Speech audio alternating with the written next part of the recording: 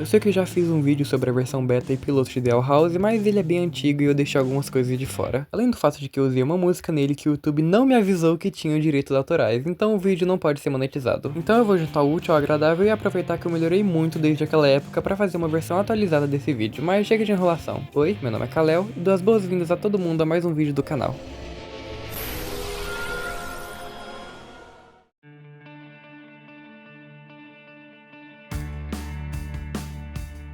Antes de falar de Dale House em si, bora falar da sua criadora, Dana Terrace, ou Dana Terraço para os mais íntimos. Nascida em Hamden, Connecticut, em 8 de dezembro de 1990, Dana estudou animação na prestigiada School of Visual Arts, em Nova York, graduando-se na primavera de 2013 e trabalhando em projetos como Gravity Falls, Hora de Aventura, dentre outros. Começou a pensar na história do seu próprio desenho em 2015, tentando vender a ideia para Cartoon Network, Nickelodeon e a Disney, sendo essa última que aceitou, mas com certas condições. Como todo mundo sabe, a Disney é bem mais focada no público infantil, além de que eles ainda são traumatizados com o Caldeirão Mágico, uma animação dos anos 80, voltada para o público adolescente, sendo mais sombria e inspirada em jogos de RPG de mesa. E essa animação quase faliu a Disney. E eu não tô exagerando, esse foi o ponto mais crítico da Disney. Ela só conseguiu se reerguer por um milagre chamado As Peripécias de um Ratinho Detetive. Mas isso é assunto para outro vídeo. Voltando pra Dale House. Com esse histórico traumático, já dá pra gente saber por que a Disney evita tanto elemento de terror nas suas obras. Então só deles terem aceitado financiar e produzir Dale House já foi um milagre. Isso fica ainda mais evidente quando vemos quais eram as primeiras ideias do desenho.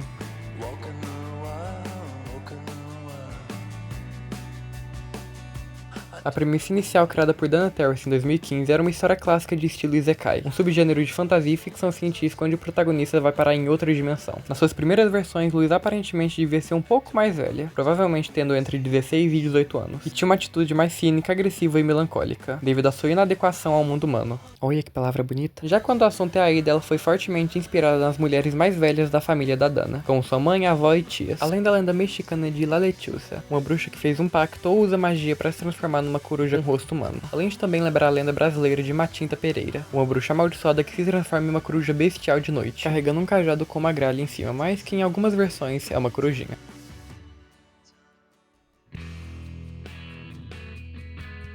Agora, falando dos vilões, Lilith originalmente era a diretora de X-Side, mas foi trocada para líder do Coven do Imperador para maior impacto e drama na série. E sobre o Belus, ele ainda não existia. Boiling Isles era governada por uma espécie bestial de Leptopteros, que são basicamente o grupo que engloba borboletas e mariposas, e o Imperador era o Rei Pulpa, e ele recebeu esse nome já que estava dentro de uma pulpa, ou casulo ou crisálida, ainda na fase larval, passando pela metamorfose para o seu estágio final que iria governar Boiling Isles. E nesse estágio ele só conseguia se comunicar com gritos, e apenas um grupo muito restrito de conselheiros reais afirmava ser capaz de traduzir e interpretar o que o rei queria dizer para o resto do reino, tipo como Belus fazia com o Titã. E um desses conselheiros que iria ser o vilão principal da série é Oberon, sendo ele quem teria instaurado o sistema de Covens há 500 anos atrás, que a gente vai falar mais pra frente. O que importa é que os sigilos eram originalmente feitos para fundir as almas dos habitantes de Boiling Isles com a do Titã no dia da união. Daí vem o nome do dia, já que seria uma literal união de almas, com Oberon podendo usar isso para possuir o corpo do Titã. Mas Belus fez isso no final da série, se fundiu com o corpo do Titã e tentou aniquilar todos os habitantes de Boiling Isles, mas nas versões originais, Oberon iria usar o corpo do Titã como um avatar divino para invadir o mundo humano, exatamente como vemos naquele vazamento falso feito pelos produtores avisando os líderes de Coven. Mas para ativar esse plano ele precisava sacrificar especificamente uma alma humana, que o colocava numa caça implacável atrás da luz, o que até vemos no episódio piloto que Ida participava dessa caça. Agora falando sobre um dos personagens mais amados da série, Hunter, ou melhor, William. Nesse nome me dá gatilho, quem me conhece vai pegar referência.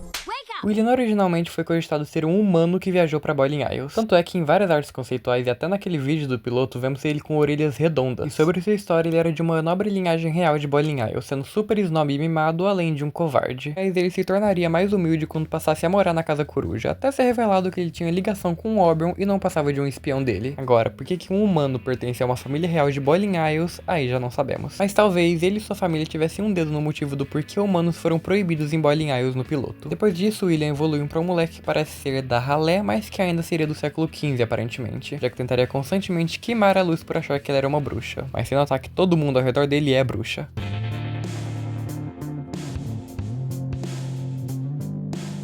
Agora bora falar sobre a construção de mundo de Boiling Isles, que teve fortes inspirações na arte gótica clássica, especialmente nos quadros de Hieronymus Bush, que retratavam paisagens bizarras, melancólicas e até meio psicodélicas. Mas falando do desenvolvimento do sistema de covens, foi moldado para servir simultaneamente como uma crítica social às instituições rígidas e como uma peça central na grande reviravolta na história dos vilões. A equipe usou de base tanto o sistema de casas de obras famosas envolvendo escolas de magia, como Harry Potter, por exemplo, quanto o próprio sistema de coven de diversas religiões e crenças, que é basicamente um grupo formado por várias bruxas. Esse sistema teria sido implementado em Boiling Isles há mais de 500 anos, bem mais do que na série original. E os sigilos nos pulsos das pessoas não iriam drenar sua magia, iriam drenar suas almas pro corpo do Titã, já que era assim que Oberon iria possuir seu corpo e invadir o mundo humano. E falando nele, uma das ideias iniciais eram os portais que os habitantes das ilhas usavam para viajar para outras dimensões, dentre elas a humana, mas não é só isso. Existiam centenas de dimensões diferentes e monstros de vários cantos do multiverso cruzavam-se constantemente com Boiling Isles, através de fendas naturais, mas a equipe percebeu que ter tantos portais e dimensões tirava o peso dramático do isolamento de luz. Ao fechar as Ilhas Ferventes como o único mundo mágico acessível apenas pela chave do portal de ida, a narrativa ganhou um foco muito mais íntimo e misterioso. Mas bora falar sobre os arquivistas e o colecionador agora, que na verdade não existiam no início da produção. A única figura cósmica que temos informação é a do Grande Caçador. Sim, exatamente aquele cultuado pelos caça-titãs. E aqui seria uma entidade única que forneceria ajuda pro Belos. No caso, ele foi criado na parte da produção em que o Oberon e o Rei Pulpa já tinham sido substituídos pelo Belos. Toda a trama do colecionador como uma figura infantil e os arquivistas foi criada exclusivamente por conta do cancelamento da terceira temporada. Mas nem por isso eles são rasos, mesmo mal tendo informações sobre eles, já sabemos que eles transformavam seres vivos em objetos estáticos de arquivo, como pergaminhos, sob o pretexto de preservar e documentar a vida do universo para que ela nunca desaparecesse. Se uma civilização ou uma espécie como os titãs se recusasse a ser catalogada ou ameaçasse seu poder, a ordem dos arquivistas limpava o planeta e queimava a atmosfera, como dizia no livro do colecionador.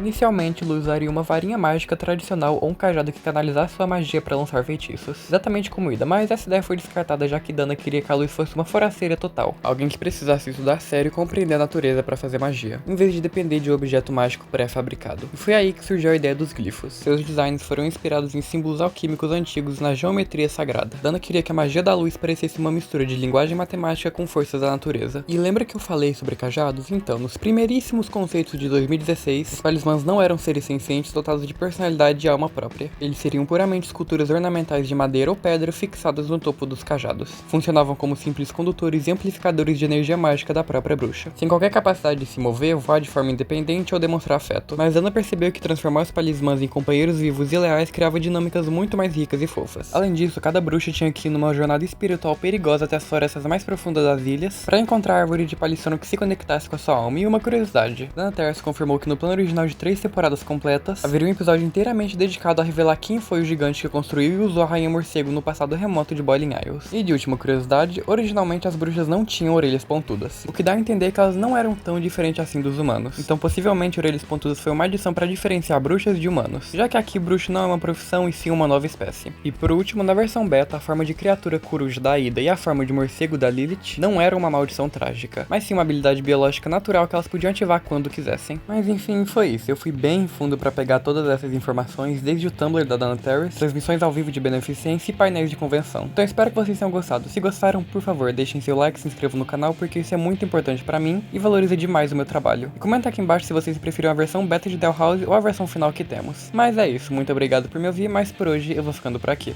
Até o próximo vídeo.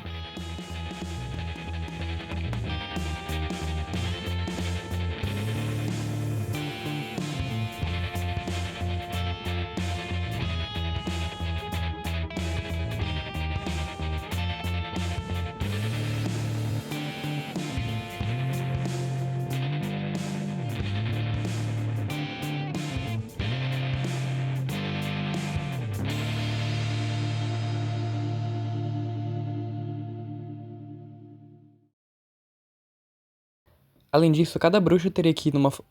Além disso, cada bruxo tinha que ir numa floresta... Além disso, cada bruxo tinha que ir numa floresta... Porra!